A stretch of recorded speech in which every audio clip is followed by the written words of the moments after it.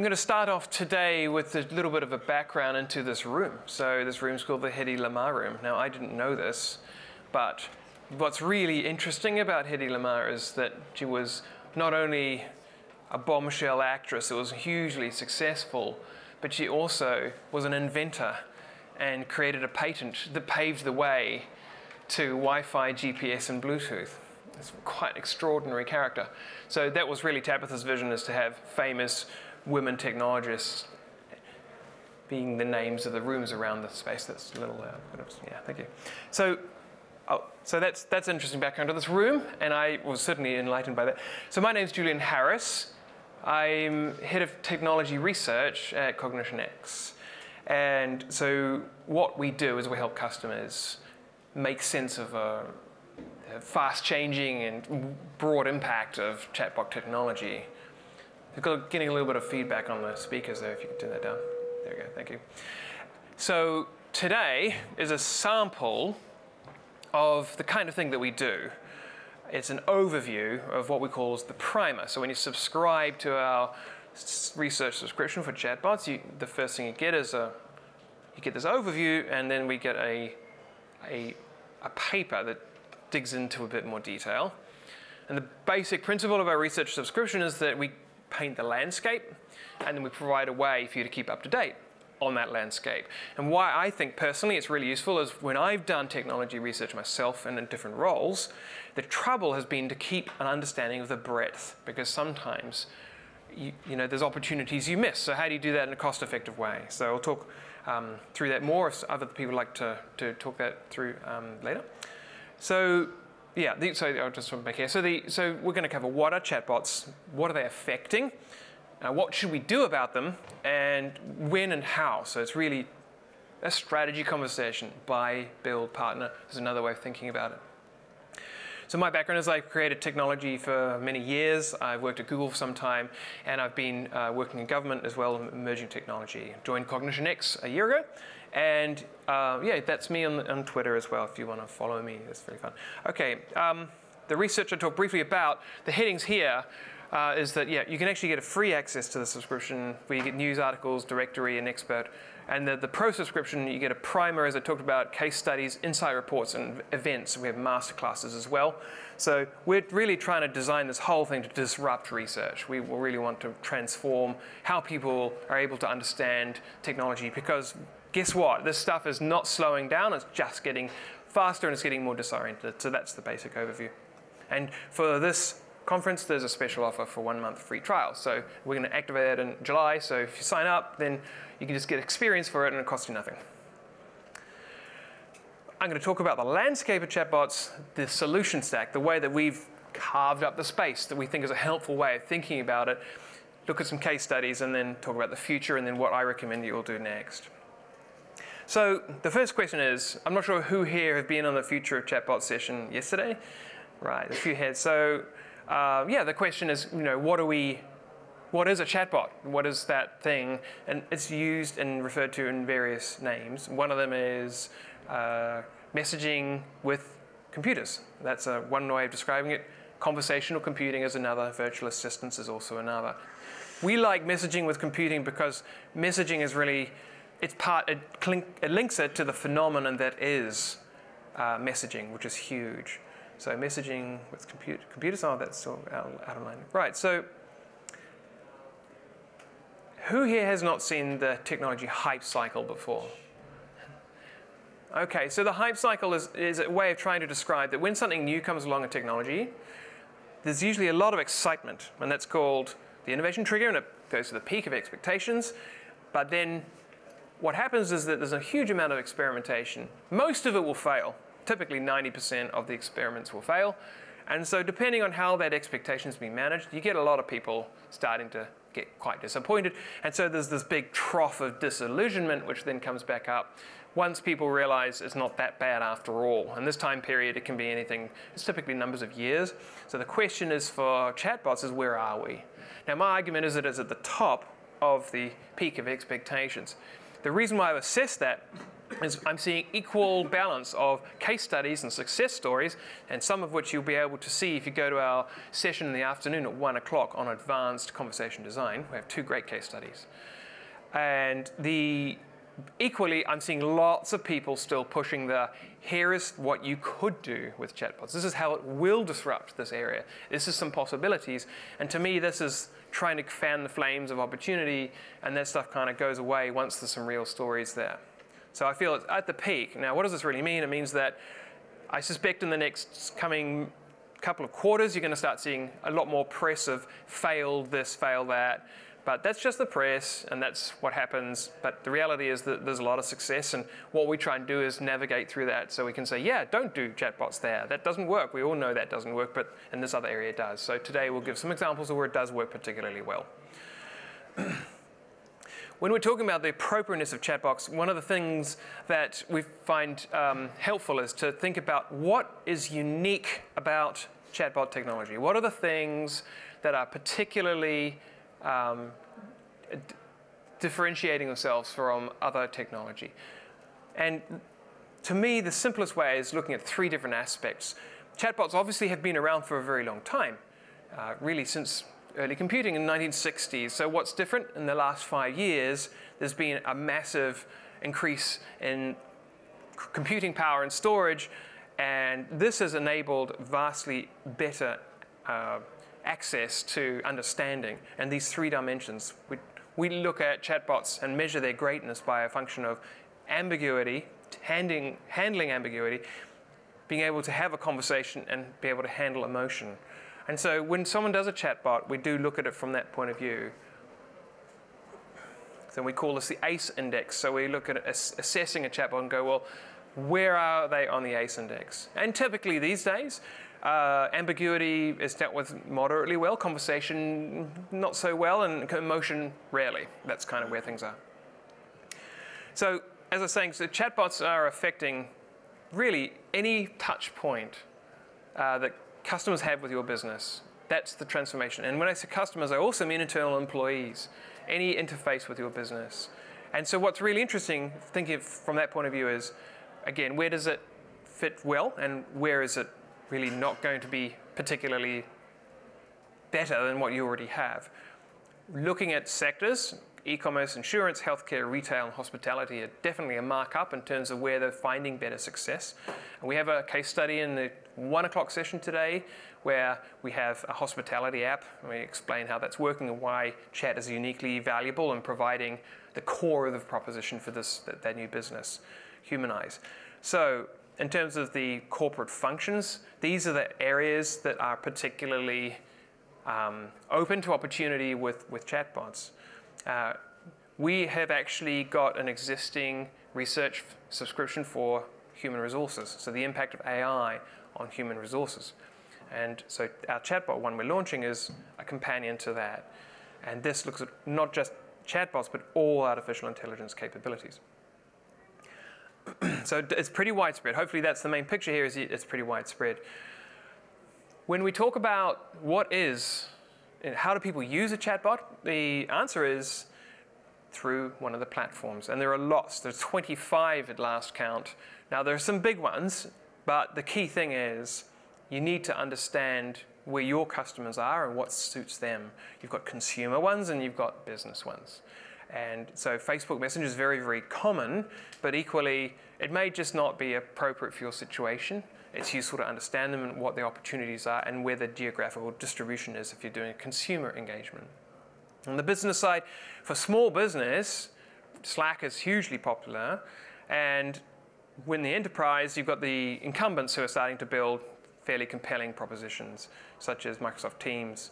Now, Facebook Workplace is also starting to make some ground, and so there's a play there as well. And Cisco Spark's also fairly popular, but it's unclear exactly what progress they're making. So I'm going to dig into Facebook Messenger to illustrate a little bit about what are the things that make creation of a chatbot with Messenger easier. And I'm going to explain it from the point of view of the web and over apps. So one of the things with the web is that you have these building blocks that are predefined, and there's also a consistent experience. If you want to show a list of results, it's a fairly standard way to do that. And developers really love this. It's convenient. Consistent UI means that you're using pieces that people are familiar with, so there's no question around that. Also, the memory of the chat. So when you have a conversation, as I'm sure you've all experienced, you move to another place, like on your phone, then you have access to that conversation. Now, this isn't something that is impossible to do, but because it comes out of the box, it's really convenient. And it's these enablers that make these platforms, make it possible to create chatbots in minutes in some cases and roll something out. The value of something that's created in minutes is another question, but in some cases, actually, you can get a lot of value. And the other one's built-in identity. You can find out who they are. There's automatic, and also push messaging, so you can actually send a message. And that's helpful. It can be abused easily, so you've got to be very careful. But you can also use it for situations when you have an agreement with a chatbot about a schedule, like a coach or a support or a reminder system. These are really appropriate ways of using a broadcast, like a notification system. But again, they can be abused. Now, notice that some of these benefits are really developer benefits, and they're not necessary for an end user. Having an identity there exposed automatically, is that really in the best interest of me? Well, you have to make that decision, and the same also with memory. Do you really want it remembered? Sometimes you don't want that memory, and so actually you don't have any choice. So there's pros and cons. With apps, now there's a lot of complaints. The typical story about why apps aren't any good will be a couple of things. One is, oh, you have to install it, and no one uses apps they install. These are the broad headline messages, and the other one is that that you can't find them. So with chatbots, just as for web pages, there isn't any installation. You just go to using the bot. This is assuming you have the platform installed, so Messenger has to be on your phone. So that's attractive, but again, not really. I put it on the app's benefit because web pages get you this, right?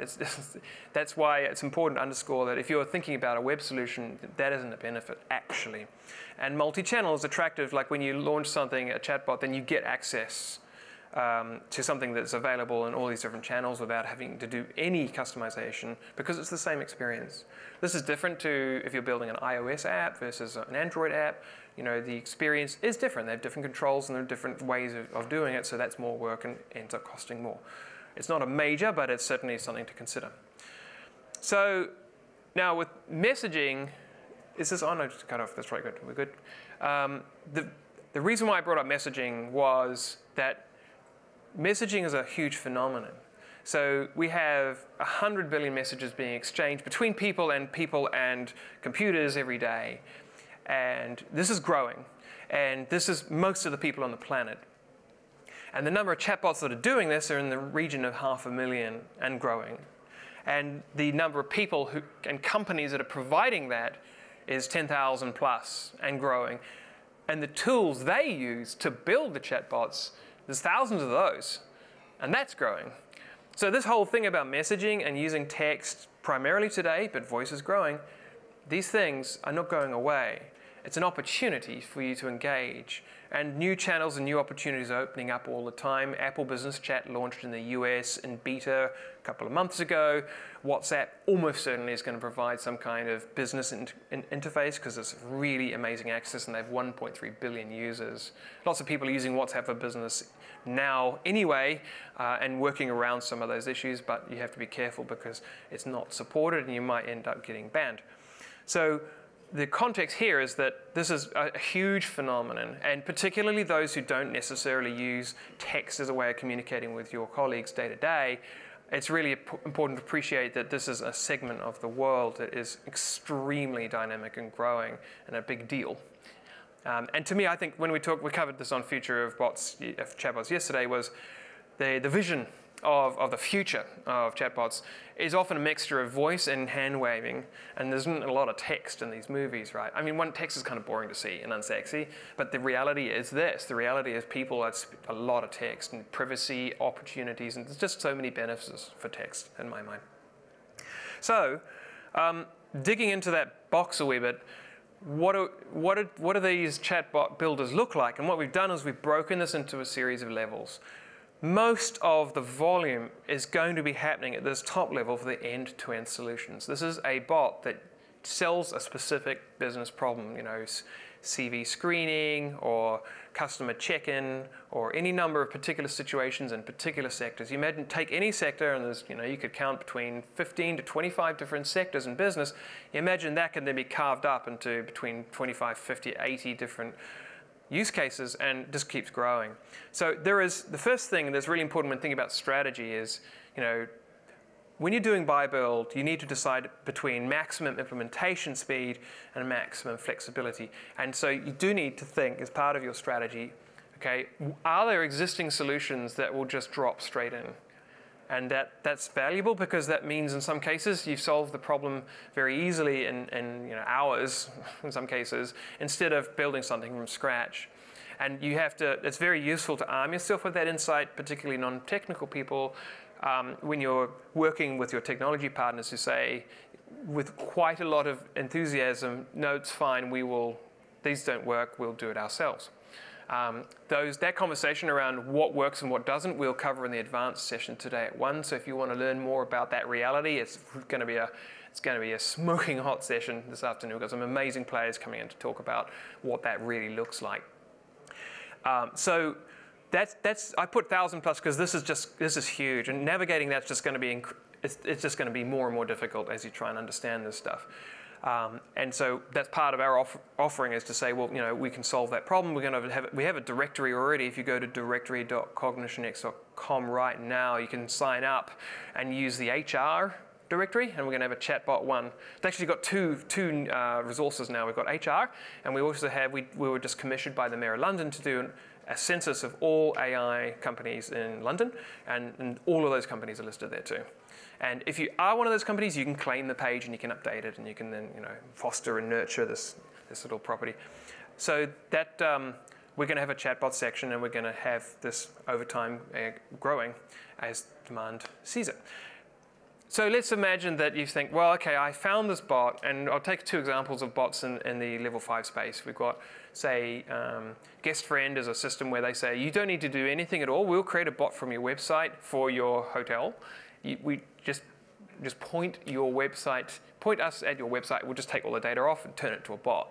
So I like the idea. It's pretty attractive, and you can imagine that you're going to get maximum implementation speed from that. Right, it would just be like literally in minutes. Is this working? It's being absorbed by my, there we go. Yeah, the top there. And then you have more sophisticated ones like humanize.ai, which we'll see an example of in the afternoon, where you have more control, substantially more control. So even in level 5, you have different levels of flexibility. Let's assume that you've decided, you know what, I understand that, but we want, for various reasons, to do our own, and that might be because you want to have more control and you want to have more flexibility. Then level 4 is the next level in our model. And by the way, these colors here, we call this the chatbot layer cake. And in fact, one of my teammates actually made a real chatbot layer cake. It was an epic piece of work. She said her husband was standing in the kitchen with a projector, projecting a logo, and it was just insane. She's just an amazing cake maker. A little bit of a backstory there. So it's fun, and we colloquially call it the chatbot layer cake, but it's also the solution stack because these things are built on top of each other. And level 4 is where I think most of the interest is once you move past use cases. I'm going to focus primarily on that in this session, but I'll quickly skim over the others in this to give you a flavor of that. But fundamentally, the building blocks are often at the level 4 stage. So really, conversations about the memory of past discussions. So you want to design a flow that allows people to interact with your system, and it knows what's happening, and it can guess what's happening next. In fact, I think there's a really good sound design principle that a very simple approach is to think a great chatbot is able to know what to ask the right question or give the right information at the right time. And to me, that if you think of that principle, that if it's not asking the right question, or if it's not giving the right information at the right time, then you need to think about your design. And there are lots that don't do this because they're demonstrating the technology and not a great user experience. So conversations, I'm going to skim through the rest because they're not quite so much the emphasis of this session. Understanding is the next level, and the reason why I've separated them is there are actually products at each of these levels that are competing. So with understanding, it's about taking a sentence, which is called an utterance, like what we say, and turning that magically into an intent, which is what they meant. So utterances and intents are like, this is the basic building blocks of working with understanding. And you'll see these in tools and what these mean. And all it means is an example of someone saying something like, what are the hours? When do you close? Are you open on Saturday? They would be examples of utterances. And the intent is shop opening hours. Right? So that would be the thing you want to do. And the magic that's happened in the last 5 years is there's lots of interesting things that have happened that mean that you can give just a handful of examples. And then it kind of is able to, from those, kind of extrapolate lots of variations without too much work. And that is actually a good example of where it's pretty exciting initially, and the afternoon session is going to be when that doesn't work and why. Great. So that's understanding, and that's pretty interesting. The other one, getting into the weeds further, and sometimes you do have to do this, is when you're looking at the building blocks parts of speech and nouns and things, and parsing is what it's called technically. And there's actually no other simple way of describing it. We just that is the term that we use, which is the sentence structure. And below that, this is machine learning. So this is finding patterns in things. Now, this level 1, the reason why it's so important is that that's where the innovation's been in the last 5 years. That's where there's been an enormous amount of progress that has enabled the rest of the stack that has been around for some time, is now vastly more effective and more compelling and actually turning into real business value for a lot of people now. Okay. So this is an example case study. It's high level again, but this is the kind of thing that we're focusing to make sure it's clear that our subscription is not a technology educational resource where you say, this is how I specifically do bots. What our research proposition is, it's about helping you understand and plan a strategy for, what, and build business cases and make a decision and create a strategy with confidence. So this is a CV screening tool, for the Americans near resume screening tool, where there's been like really substantial savings in specific use cases. And this one is a high level, but the numbers, we're not talking about small increments. You can make enormous changes. Typically the model is because it was able to process information more quickly at scale and process ambiguous information more effectively at scale, and that's the key thing. That's where you're scaling conversation and scaling scaling access to people, and typically the model is you try and keep the same team size, but you just want to expand the audience you can access. One of the case studies in this afternoon session in the same room will be about that. It will cover what Autodesk is doing. It's a tremendous story. Those who saw Rachel Reckert in the session earlier this morning will be building on that. She'll develop a little bit more about that in her session in the afternoon. So this is an example of a chat with Maya. Now, I'm a little loath to present these things because it's so easy to demonstrate a story that's completely sequential and go, my God, it understands English perfectly. And the reality is that it doesn't, but they spend a lot of time on specific journeys where it actually is pretty helpful. But this stuff is really, really complex to present. So the main point here is not to emphasize that it's a completely natural person. Maya is a bot that can help you with questions where giving the answer, you need a little bit of toing and froing to settle on the answer. And that's a good example of where there is a big difference. Where there's ambiguity, where you're having a conversation, information exchange, and maybe there's an emotional component you need to take into account to be able to respond well. So this is an example of a conversation design tool. And as I say, there's dozens of these tools. Flow.ai is just one I picked up. So this is really interesting. Now, you look at the picture, and the number of things typically come about. One is you say, hey, I love, we're all we're people, we're visual, we like pictures, so being visual is really attractive over code, right? So first appeal is, oh, it's visual, great, I can relate to this. The second thing is appealing is, it's natural language, I can see text, and so I can get a sense of what's going to happen. I get a sense of what the user experience is going to be like from this picture. You might get a sense, but the dragon or the pothole here is that this does not represent the user experience in any way. And it's not until you actually try the experience, testing a conversation, do you start understanding with real people what's actually going to happen. And this doesn't give any indication of that. But as someone who's done this a wee while, straight away questions come about. And the first one is, I have a principle, which is that whenever you give the computer something, the computer should give something of value back, even if it's partial. So I created a pension age calculator when I was consulting with the government, and if they just said, what's your date of birth, and it said 1970, you want to give something back. And at that point, actually, you can already avoid the gender question, because after 1954, pension age calculation was the same, for instance. So this stuff is really important to understand in your domain where there's value. The other thing is, if you're going to be pedantic about the information, that can get really frustrating. You get stuck in a loop. So if it absolutely demands the day, and I know websites that do this, like travel, and you say, it will not let you proceed until you've typed a day in a format that it accepts. This is just frustrating. So you need that flexibility. That's where there's actual benefit. But if you try and use the ambiguity wrong, you'll get confused. Everyone gets really frustrated. And that's why I think I'll steal a line from the CEO of Pandora Bots, who was on the panel yesterday, saying there's a lot of crap bots, right? Because you've got people who are just saying the answer is, ask me anything. The expectation is wrong if you say ask me anything, because if you're absolutely guaranteed, even if you don't say that they will type anything. A case study with Ernst & Young recently was that they had a chatbot that was really to do with HR performance review, and they kept asking, they're getting these questions coming through that were really about the weather.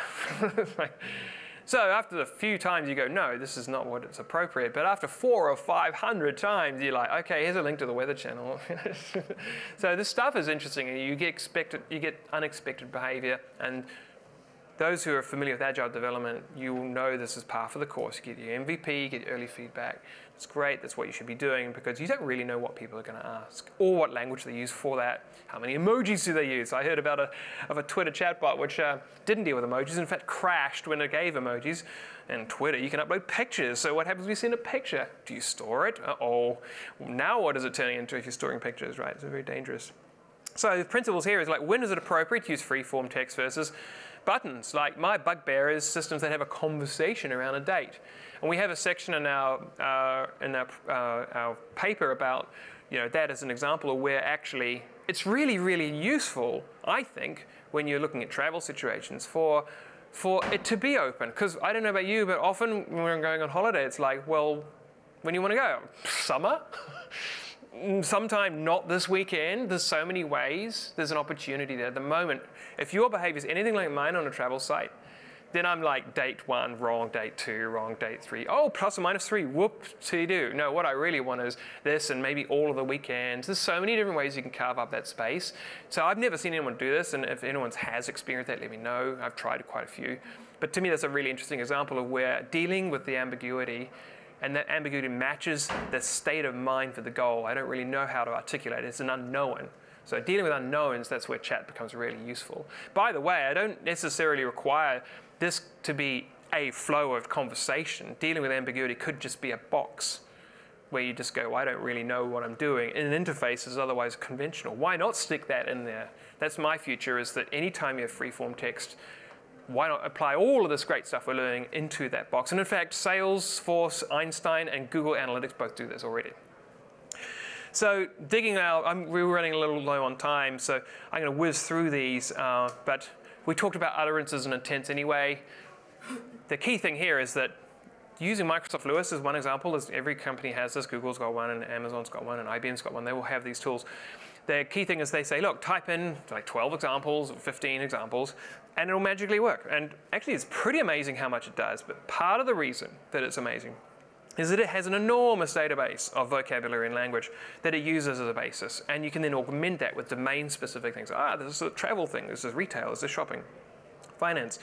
All of these come with risks. Using them appropriately, ultimately, you want your customers to have you want your system to have rich understanding of your customers' needs. And there's no shortcut to that. You can do proofs of concepts incredibly quickly. Very exciting if you want to try something out, and I do recommend you do, and it can be hours. I created a natural language interface to our search engine using with a Slack front end and Microsoft Lewis for understanding. And it took 6 hours. I mean, this stuff can be done quickly. So we actually have a workshop model where you can literally, in the morning we say, here's 5 different ways of doing it. In the afternoon, you build one. But it's not like now you ship it. It's like right now you've proven and got people educated on this way of now working with computers, which is a new way, and keep people in the mindset. And then you say, right, now let's figure out across your whole business portfolio, where are the real big objectives, and then line that up with where chatbots can potentially make a big impact based on the experience that we've seen. This is going to skim over this because this is much more technical, but there's some really interesting visualizations of how these things actually how they actually come to be. It's very fascinating stuff. If you're really curious on the slides, I can show you later.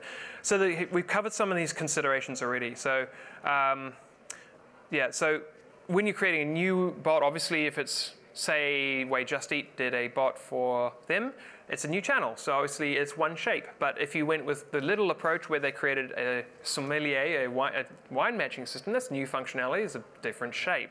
So the cost of a bot's absolutely driven by what you're trying to do. And I hate people when they say, well, it depends on what you're trying to do, but it really is that broad, unfortunately. Depth of integration. If you're transforming your customer services operations completely, dropping a chatbot is not going to do that. You need to be changing how your business operates. And that can be, for large organizations, 6 or 7 figure numbers over 1 or 2 years to make a big change. And this is where examples of like Amelia IPsoft come in, and they have this basically enterprise chat, and they transform customer services at major scale. Case study on how Autodesk is doing this in the afternoon if you want to learn more. Yeah, so let's see, benefits. Now we're coming up to, yeah, we'll just run over. So those who need to move on, let you know it's 11 o'clock now. I will roll over because there's no one else here if you want to, but I will also take some questions. So the benefits really, let's think, I'll talk about upfront. So there's a really interesting and exciting opportunity with chatbots, which is that when you create these systems, lots of them have tools for you to be able to not only see what's happening, the analytics, bot analytics, see what conversations are happening and which ones aren't being met, but then have tools to be able to improve it. So, oh wow, if you're doing a chatbot where one part of it is knowing shopping hours, then let's, and you put what are your hours, and you're like, oh, of course. So you capture that real production feedback. And I encourage you to try this on a small, trusted audience first, preferably internally. Don't blow up your brand by having a rubbish chatbot experience. Do try small, trusted circles first. Get some of that training data in. And when I say training data, it's machine learning geek talk for how people say stuff. It's that simple. And rapidly iterate. So you could literally, in the first days, you could get a really massive improvement in the quality of these things. So another example is a major, you're on 11? Yeah. All right, okay, so I will stop. I just saw you there, that's good. So we've got another really exciting session, can roll straight into there. So we've got a future, so all of this comes as part of the free subscription, so even more incentive, I guess, to sign up. It is free for that first month, and we cover a bit of the future as well. I touched NLU already, actually. Ultra realistic live avatars. Those who saw the session on Autodesk in the morning, that is cutting edge stuff, and by a Kiwi company who did Lord of the Rings video. Super proud. Go Kiwi, yeah, great. So that's pretty exciting stuff. It's genuinely amazing how they're bringing emotion to the equation to make a better experience for everyone. Task bots and social bots I won't cover in the session, but are in the primer. Fundamentally, this is huge. 100 million users of Show Ice. 25% of them have said, I love you. This is a completely different space to task bots. So don't get them confused, but they probably will get confused. And what does that really mean for you is a good question that we can help with. The opportunities I did touch on, so I won't go on that. And if you like this, sign up for the trial. That's the URL, CognitionX.com/research-subscription. Ian will be delivering the same message because he is in charge of our HR subscription. Thank you, Ian, my friend over there. We also have the afternoon. I mentioned multiple times we've got a 1 p.m. session on advanced design. Do go for that. Sign up. I will be in this room. It is massively, massively popular. So come in early, get a seat. This room will be jammed. I'm actually thinking about whether we need to talk to health and safety because there's probably, I think there's 300 people that signed up for this afternoon session already. So come in, get comfortable, get in 10 minutes before. And hey, we're hiring. So if you're interested in the stuff from a technology point of view and you want to be part of this experience, it's pretty exciting. And we've got a URL there for you too, but search online for CognitionX, NLP analyst, you'll also find it. Okay, so I did run out of time because I forgot about the follow-on, but I am available personally for questions afterwards if you want anything. So thank you very much. Thank you.